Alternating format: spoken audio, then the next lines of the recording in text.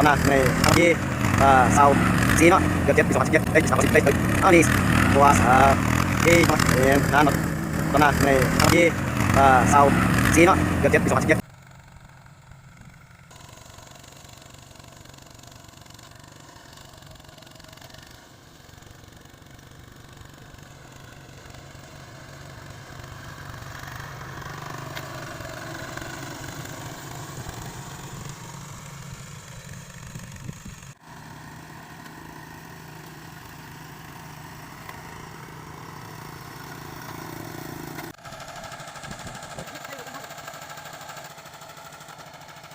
วิชาการมาแล้ววิชาการไหม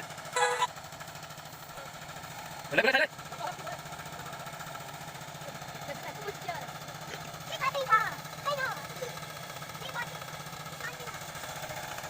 เรียบร้อย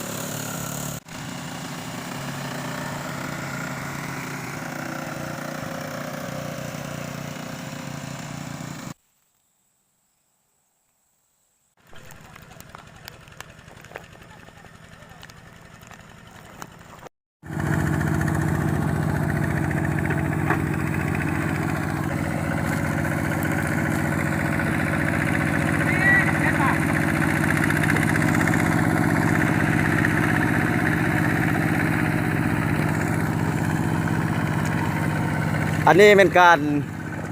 คาดหน้าเนาะหรือว่าไถนาและคาด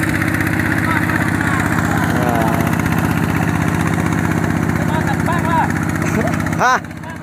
โอ้ทางใดก็ได้นะนี่เป็นการคาดนาเนาะ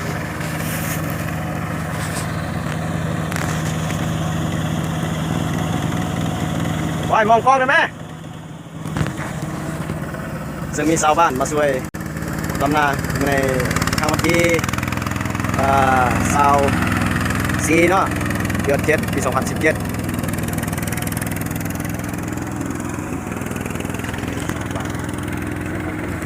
ทำซองกำลังไทยอยู่